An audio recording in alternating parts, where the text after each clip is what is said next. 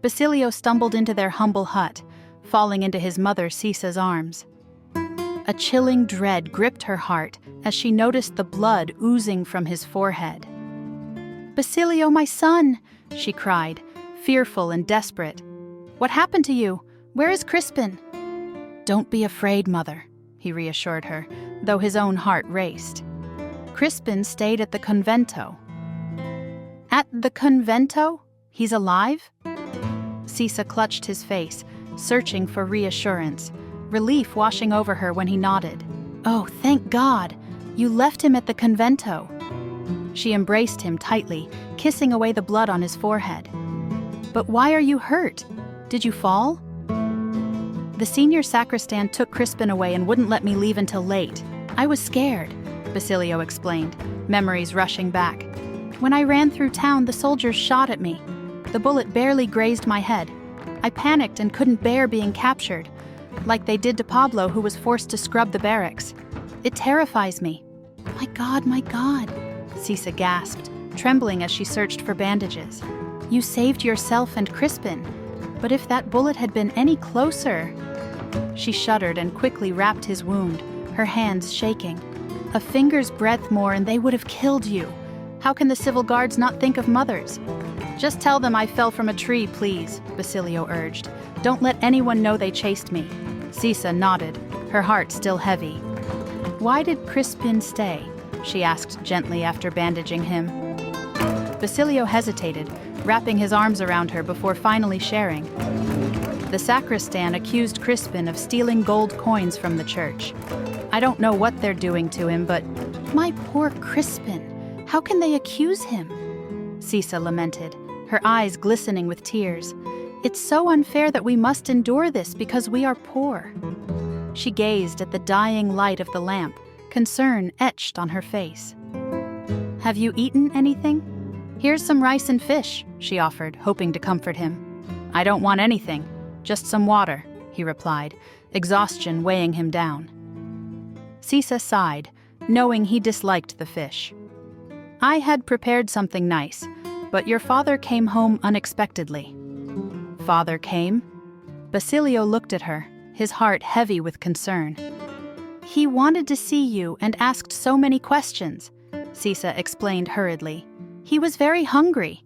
He said if you continued to be good, he would come back." Basilio's face showed disgust. "Son," Sisa rebuked gently, noticing his disdain. "Forgive me, mother, but wouldn't we be better as just the two of us? Whenever he comes back, it makes things worse." "Look at you, you're crying," he said softly. Sisa sighed again, the weight of their situation heavy. "Aren't you going to eat? It's very late now. We should sleep," she suggested as she closed and secured the hut for the night. Basilio murmured his prayers and lay down, thoughts of Crispin filling his mind. Images of his little brother, who should be safe in their mother's lap, made sleep hard to grasp.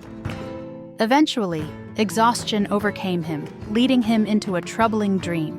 He found himself in a dimly lit room where the curate held a rattan whip, looming over Crispin.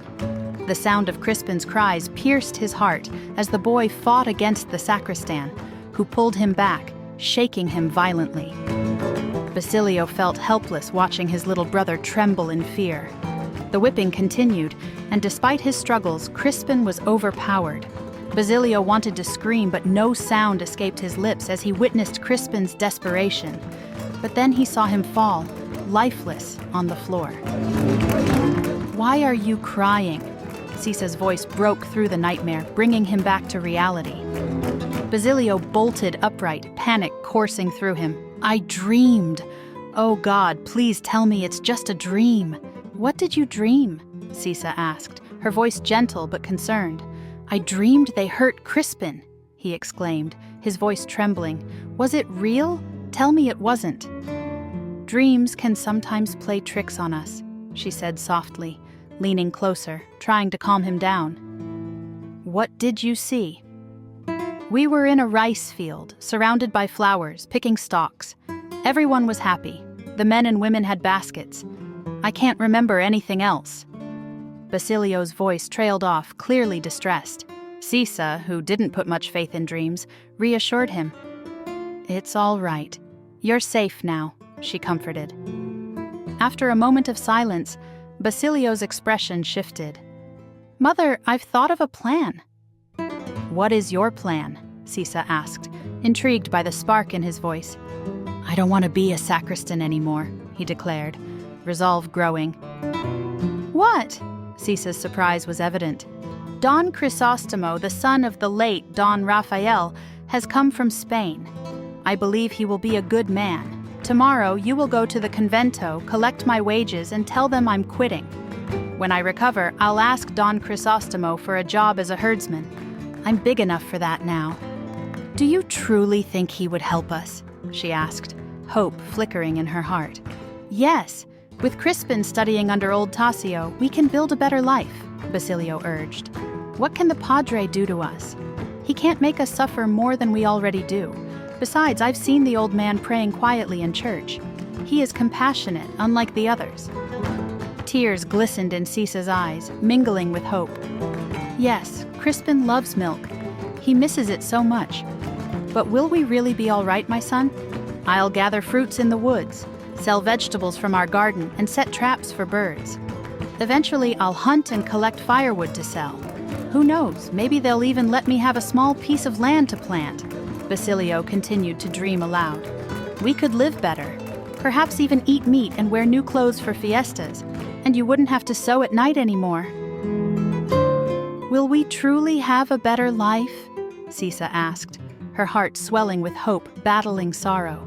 "Yes, Mother, I'll work hard," Basilio said with determination, glowing with visions of their brighter future. As sleep tugged at Basilio's eyelids once more, he envisioned his happy dreams. He saw himself and Crispin picking fruits in sunny woods, dancing through vibrant fields, and finding play in the splendor of nature. Sisa, though exhausted by the day's trials and tribulations, felt a warm flicker of hope beside her son, charmed by his dreams. They were united in love, ready to face whatever tomorrow might bring.